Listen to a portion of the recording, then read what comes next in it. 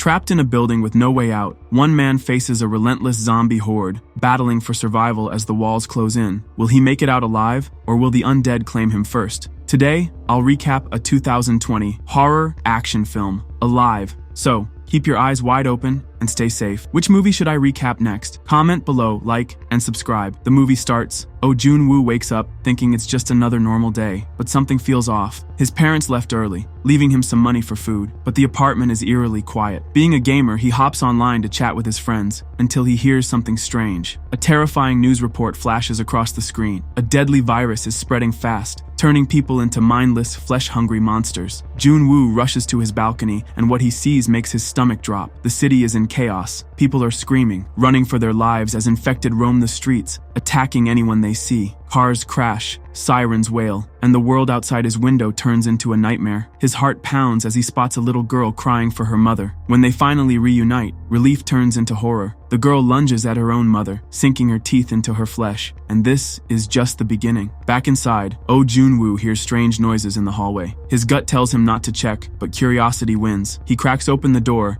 and before he can react, his panicked neighbor, Lee Sang-chul, shoves his way inside. Sang-chul is desperate, begging to stay. Jun-woo hesitates but lets him use the bathroom. As the TV blares another emergency update, Jun-woo listens closely. The news warns that the infected show violent behavior, bleeding eyes, and an uncontrollable hunger for human flesh. His stomach tightens, then he sees it. Sang-chul steps out of the bathroom, and Jun-woo notices a wound on his hand. His skin twitches, his breath turns ragged, then his eyes bleed red. His body jerks and convulses. Jun-woo doesn't wait. He shoves his neighbor back into the hallway and slams the door. Through the peephole, Jun-woo witnesses pure horror. Sang-chul lunges at someone outside, tearing into them like a wild animal. Blood pools on the floor, seeping under Jun-woo's door. His hands shake as he grabs his fridge and shoves it against the door, sealing himself inside. He is alone again. But for how long? Oh, Jun-woo gets a few messages from his family telling him they're safe. He feels a little relief but worries about the days ahead. He checks his food supply and quickly regrets not going to the store the day before. Now, he has to focus on surviving with what he has. As the night settles in, Jun-woo curls up on the couch and tries to sleep, but it's hard with everything going on. The world outside feels like it's falling apart. The next morning, he wakes up to the sound of the TV. A professor named Kim Yeon-jung is talking about the virus that's changing people. She explains that the virus affects the right side of the brain, which seems to make people become aggressive and violent. It's not just a sickness, it's something worse. Jun-woo listens carefully, his mind racing with new fears about what might happen next. Jun-woo soon realizes the internet is full of people desperate to find their loved ones. They're posting addresses and messages under the hashtag #alive, hoping someone will see them. Feeling desperate for help, Jun-woo adds his own post, hoping it might reach someone. As he scrolls through, he finds a strange and disturbing video.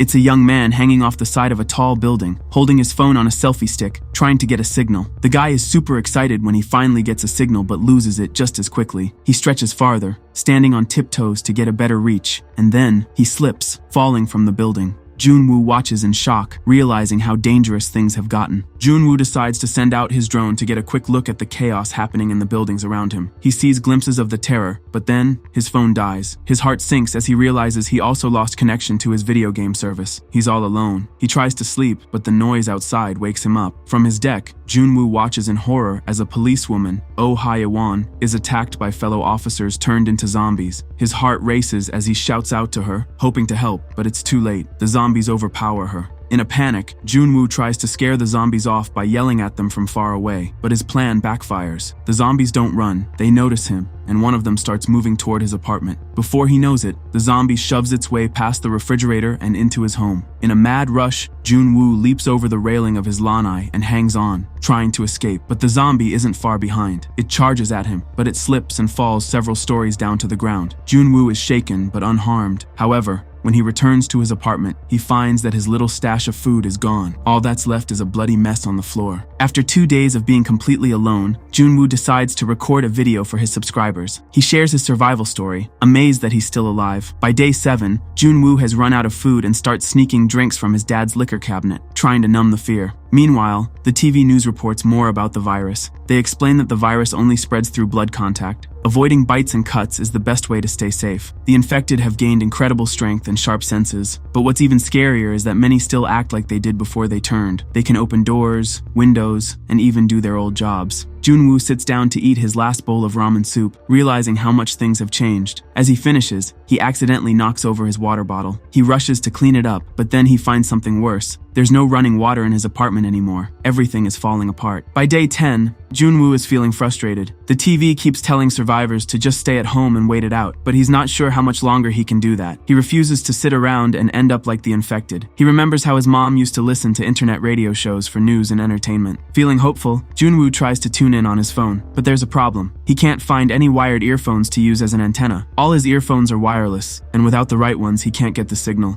It feels like everything is working against him. By day 15, Junwoo starts to lose touch with reality. He hallucinates that he's reunited with his family, feeling a moment of happiness. But when he wakes up, the sadness hits hard. It was just a dream. Suddenly his phone rings. It's his mom. His heart races as he answers, but the signal is so bad that he can barely hear her. Frustrated, Junwoo decides to try something. He remembers the silly stunt the young man on the internet did with a selfie stick to get better reception. Junwoo carefully mimics the trick, stretching the phone on the stick. This time, he doesn't fall. But when he finally hears his mom's voice, something feels off. Her words are fuzzy and the connection is weak, but Junwoo can tell something's wrong with his family. In a fit of anger, Junwoo starts smashing things in his apartment, frustrated with everything around him. He decides to go outside to release some of that anger. When he steps out, he spots a zombie that moves surprisingly slow. With all his rage built up, Junwoo grabs a golf club and starts hitting the zombie. The violent noise attracts more zombies. Soon, Junwoo finds himself surrounded, nearly drowning in a sea of them. Desperate, he runs back to his apartment. He barely makes it inside as zombies from the elevator block the path of the ones chasing him. Once inside, he takes a deep breath and quietly follows behind the zombies, hoping they won't notice him. Slowly, he makes his way to his front door. Just as he gets inside and locks the door, the zombies gather outside. They wait, their groans echoing as Junwoo is trapped again. By day 20, Junwoo feels like he's reached his breaking point. He decides that it's time to end it all, tying a noose and preparing to hang himself. But just as he's about to give up, something strange happens. A laser beam shines through the window, coming from the apartment across the yard. It points directly at the word "NO" written on the wall. Junwoo struggles against the noose, trying to free himself. As he fights, the laser moves across the wall, pointing to different letters. It spells out the word IDIOT. It's like someone is finally saying what Junwoo has been thinking all along. Looking out, Junwoo spots the source of the laser. It's a girl on the lanai opposite him. Her name is Kim Yoo-bin. She's been watching him through binoculars. Junwoo, now free from the noose, sees her and waves in excitement. She waves back and gestures to meet again at 7 o'clock. It's a small sign of hope, and for the first time in a while, Junwoo feels less alone. Unlike Junwoo, Kim Yoo-bin seems to have everything under control. Her house is set up with traps to protect her from zombies. She's ready for anything, unlike Junwoo, who's been struggling to survive. Junwoo wakes up at 11 o'clock, way past the 7 o'clock meeting time they agreed on. He feels bad for being late and gestures an apology. He then uses his phone to project his name, trying to explain himself. Kim Yoo-bin sees it and responds in the same way. They try to communicate, but just as they're starting to understand each other,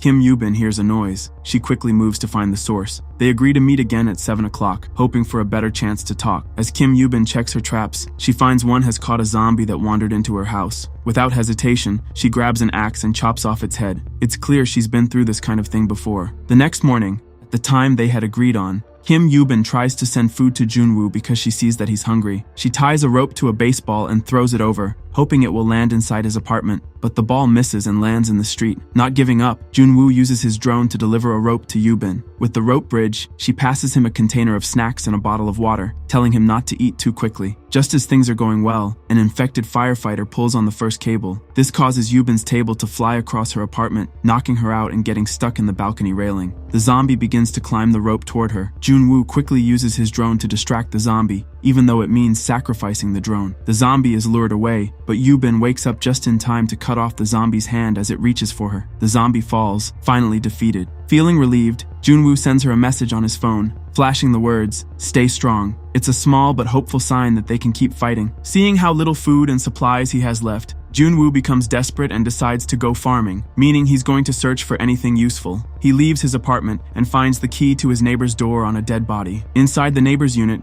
Junwoo quickly checks the refrigerator and finds some food. He also takes some clothing, a corded headphone, and walkie-talkies. As he searches for more items, he accidentally wakes up an infected zombie that was sleeping. The zombie attacks him, but Junwoo manages to escape. He grabs the important things he found and rushes back to his apartment to keep himself safe. After enjoying the peanut butter he found, Junwoo tries to use his antenna cord to find a radio station, but he has no luck. Feeling a bit frustrated, he decides to send a walkie-talkie and some food to Yubin using the zipline. Soon, they are able to communicate through the walkie-talkies. Yubin isn't interested in talking about Junwoo's suicide attempt, so they agree to focus on something better and decide to make noodle soup together. Later, Yubin admits that she is scared of heights, which surprises Junwoo. He finds it hard to understand how someone who's scared of heights could have been brave enough to cut off a zombie's hand. Yubin explains that the monsters aren't human anymore, so she doesn't feel guilty or scared of them. She also tells Junwoo that she fell while climbing, giving him a glimpse into her past. While they're talking, Junwoo hears loud noises and thinks it might be raining, so he asks Yubin to bring out basins. They both check their terraces, but instead of rain, they see a huge group of zombies running toward both apartment buildings. They quickly lie low and try to stay as quiet as possible, but Yubin accidentally knocks over a shelf in her house. The noise catches the attention of the zombies. Thinking fast, Junwoo calls a neighboring apartment to distract the zombies in front of Yubin's place for a moment. Yubin realizes that she has to leave because the zombies will soon overwhelm her. She tells Junwoo that she plans to head to the 8th floor of his apartment building, which she noticed earlier was empty. They agree to meet up there and try to stay safe together. Yubin jumps off her terrace and slides down to the street, running toward the apartment building across the way. She swings her axe, fighting off a bunch of zombies along the way. Junwoo watches from his apartment and is amazed by her bravery. He quickly runs out to help her, using his golf club to knock a zombie off her back. Together, they barely escape being surrounded by zombies and rush into the elevator to the 8th floor. As the doors close, they finally meet face to face for the first time, both relieved but still on edge. When the elevator doors open, Junwoo and Yubin step carefully onto the 8th floor, and everything seems quiet. They look around for any doors that might be unlocked. For a few moments, they think they're safe, but soon enough, zombies start chasing them again. Junwoo swings his golf club trying to fight off the zombies, while Yubin spots an unlocked door. Just as they're about to be caught, a man named Jaon Bae-soo opens his door and pulls them inside, saving them from being bitten. Once inside, they all take a moment to catch their breath and share their stories of how they managed to survive. The man seems nice and offers Junwoo and Yubin water and food. He tells them that he has enough supplies to keep them going until a rescue team arrives. Junwoo and Yubin are so happy, thinking they are safe at last, but their happiness doesn't last long. Soon they realize the food wasn't what it seemed. It was laced with drugs, making them fall asleep. While they're unconscious, the man zip ties their wrists and locks them in different rooms. He locks Yubin in a room that has a painted sky on the ceiling, making it look like she's outside, even though she's trapped inside. Yubin wakes up in a locked room, lying under a mobile. She realizes she's in big trouble when she sees the man is planning to offer her as food to his wife, who's now a zombie. The man's wife, Lee Chae-kyung, is starving and ready to attack. Yubin starts crying for help, knowing she's in danger. Meanwhile, Junwoo wakes up and grabs the gun they found earlier. He threatens the man, saying he won't let him hurt Yubin. The man holds on to his wife's harness and tells Junwoo he has to keep her alive no matter what. He even offers Junwoo a choice.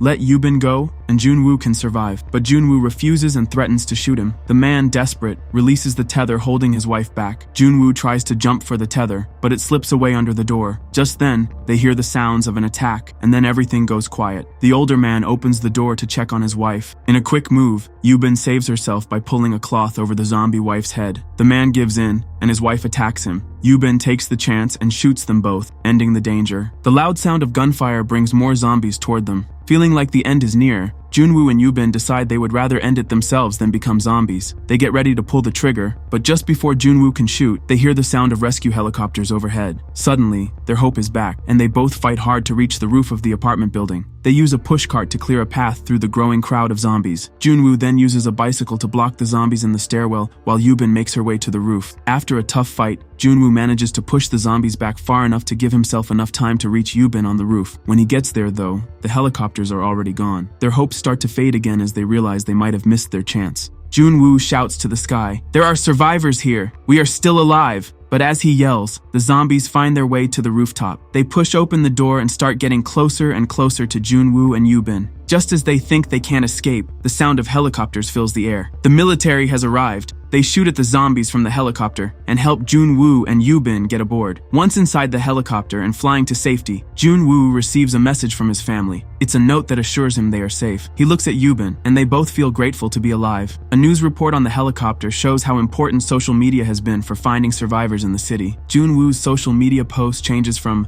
"I must survive" to "alive," showing the world that he made it through. So, which awesome movies should we recap next? Drop your suggestions in the comments below and let's make it happen. Don't forget to smash that subscribe button so you never miss out on our movie recaps. We've got plenty more coming your way. Thanks for watching and see you next time. Produced by Warner Movie Recaps.